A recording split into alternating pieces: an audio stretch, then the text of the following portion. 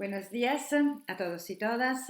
Agradezco mucho a la profesora Campuzano y a todo su equipo por darnos esa posibilidad a pesar de la situación que estamos viviendo. Mi ponencia se titula La Giraldilla, un cronotopo femenino.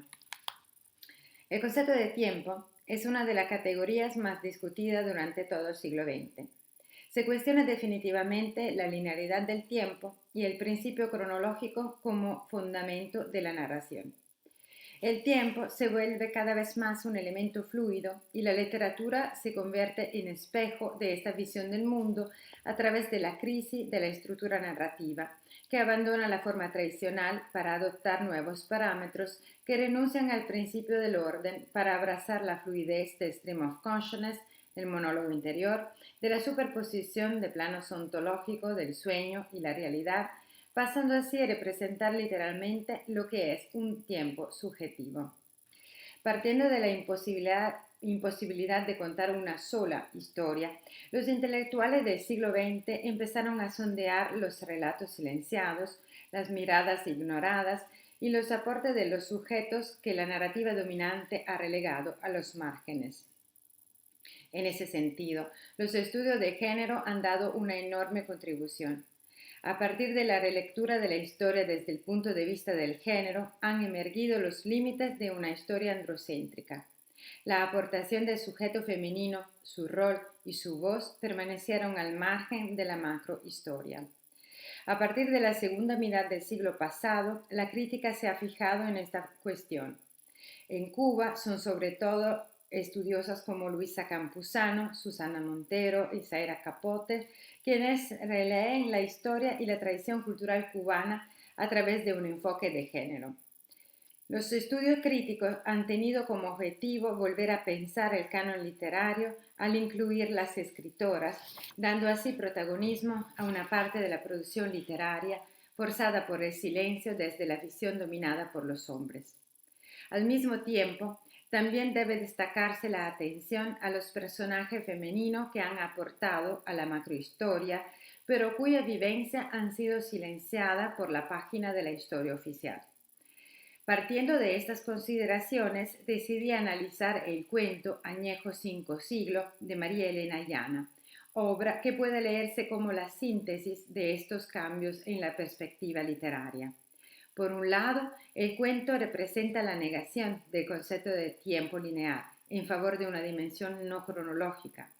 Por otro lado, la narración saca a la luz una figura que existió históricamente, pero de la que la historia oficial ha dado una lectura parcial. La historia comienza con la desesperación de Chabela la Ronca, que se siente abandonada y traicionada por Lazarito, que quiere salir de Cuba con una balsa. La mujer, obnubilada por la ira y el alcohol, se abandona en un banco del Prado con su botella de ron La Giraldilla. De repente, aparece ante ella una mujer que le pregunta qué le pasó. Inmediatamente los personajes se caracterizan lingüísticamente. Chabela utiliza un idioma marcado por la presencia de expresiones coloquiales, mientras que la otra mujer emplea un registro culto del español peninsular. Chabela revela, cito, todo su ímpetu de mulata de rompe y raja y responde con agresividad a la que parece ser una turista gallega. Revela el motivo de su malestar y encuentra en la mujer sombra una forma de consuelo empático. La española afirma, cito, el norte los deslumbra, mañana a primas marcha mi esposo. Las dos mujeres, por lo tanto, parecen estar unidas por la próxima partida de su pareja. Hasta este momento, el lector tiene la percepción de leer la crónica de un encuentro verosímil. Una cubana, abandonada por su pareja, le cuenta su situación a una turista española que parece entender las circunstancias al vivir una experiencia similar. Sin embargo, la respuesta de la española sugiere un cambio en la que debe ser la interpretación del relato. La mujer, para justificar la tendencia de los hombres a sentirse atraídos por Norteamérica, recuerda personajes y hechos históricos del siglo XVI. La mujer sombra afirma, por ejemplo, que su esposo, don Hernando, partirá a Florida inspirado por el relaje de viaje de Cabeza de Vaca. Aunque Chavela no comprende las palabras de la gallega, el lector se encuentra en cambio ante una evidente suspensión de la dimensión temporal. El don Hernando, de quien habla la mujer, es en realidad don Hernando de Soto, nombrado gobernador de Cuba en 1537. Los casi 5 siglos que separan Chavela e Isabel quedan anulados por el destino común de abandono y traición del hombre amado y por la emblemática figura de la giraldilla que, por una parte, indica la botella de ron que Chavela sostiene en sus manos y por la otra hace referencia a la imagen dedicada a Isabel de Bobadilla, esculpida en 1632 por Jerónimo González para el campanario del Castillo de la Real Fuerza de La Habana. El diálogo cruza diversos niveles temporales que también se caracterizan por la diferente clase social de las protagonistas. Chavela e Isabel conversan sin entenderse completamente. La incomunicabilidad entre las dos surge de los diversos cruces narrativos en los que se evidencia que los sistemas de referencia son diferentes y que la recepción de la información está desfasada por pertenecer a dos épocas históricas distintas. Sin embargo, esta barrera en la comunicación se cancela cuando las dos mujeres discuten la problemática relación hombre-mujer. El momento del abandono es un hecho traumático para ambas. Chavela expresa su enojo a través de un lenguaje vulgar. Isabel mantiene su porte noble, pero manifiesta su desilusión a recalcar sus ilusiones traicionadas. La teatralidad del encuentro remite a un escenario generalmente asociado a personajes masculinos. En la tradición literaria, la mujer está destinada al espacio doméstico, mientras Chavela e Isabel se encuentran en la calle oscura y su diálogo se realiza alternando confesiones y sorbo de ron. Luego, doña Isabel de Bobadilla se marcha, dejando a Chavela con la botella vacía y vuelve a su casa, donde se enfrenta directamente a su marido y le habla de una manera franca y directa como nunca antes lo había hecho.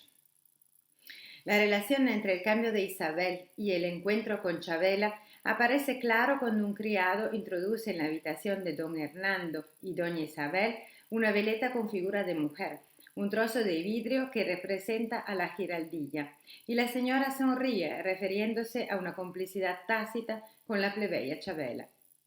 La verdadera revolución en el alma de doña Isabel, sin embargo, surge durante el último encuentro sexual con su esposo. Cito: marido y mujer se poseen al unísono, como nunca hubiérales acontecido.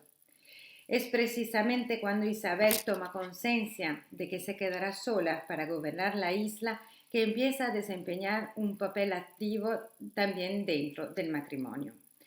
La excepcionalidad del encuentro sexual entre Hernando e Isabel se debe a la confianza que la mujer ha adquirido a través del diálogo con Chavela. Es la imagen de Chavela que prepara el café la que cierra la narración. Una imagen que remite a una cotidianidad equilibrada y rutinaria tras una noche de desesperación.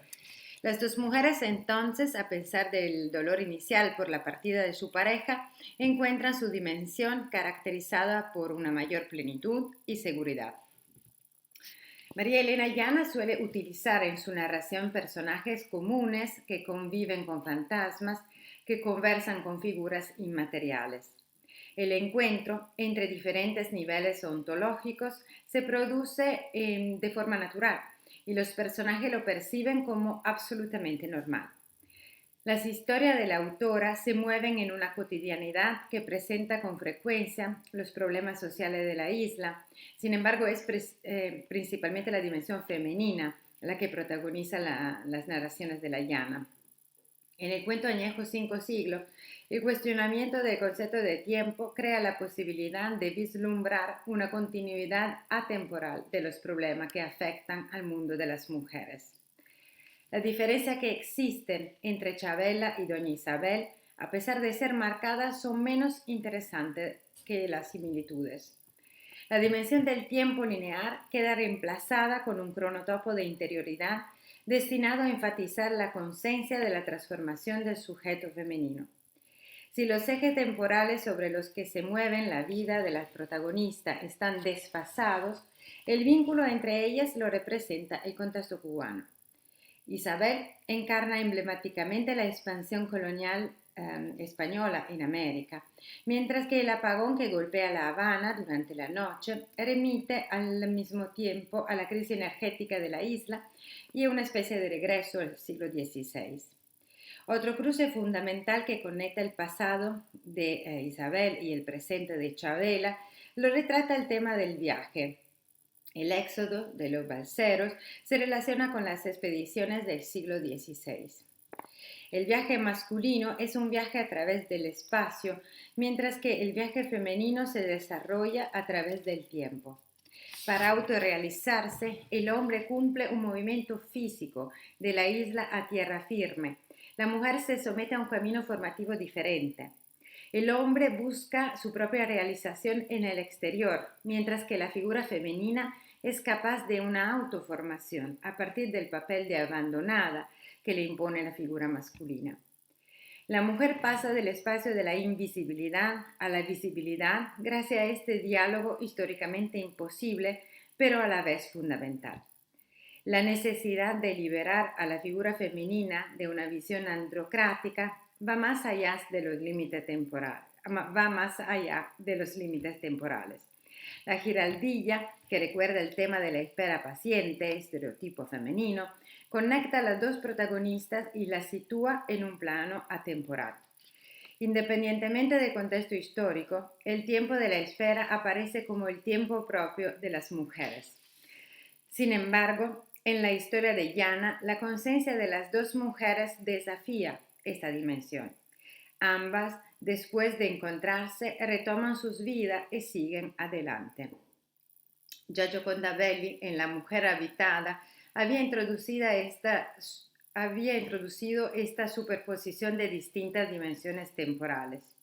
En esa novela, la protagonista, Lavinia, tiene dentro de sí a Itzá, una guerrera indígena que vivió siglo antes. El diálogo fantástico con el pasado es la herramienta a través de la cual la figura femenina puede reconstruir su propia historia y superar la visión de un yo limitado y castrado. Dentro de cada mujer está la herencia de un pasado poblado por mujeres que le han dado a la condición femenina una dignidad. El hecho de que tanto la Lavinia de Gioconda Belli como la Chavela de María Elena Llana estén vinculadas a personajes del pasado, cuyo valor semántico tiene la capacidad de eliminar la diferencia histórica que las divide para crear un diálogo incesante y metahistórico, revela la voluntad de plasmar una nueva perspectiva, ya no ligada al tiempo marcado por el calendario, sino forjada sobre lo que es un tiempo interior. Un tiempo de la memoria en el que lo femenino adquiere la profundidad que siglos de visión androcéntrica le han negado. Muchas gracias.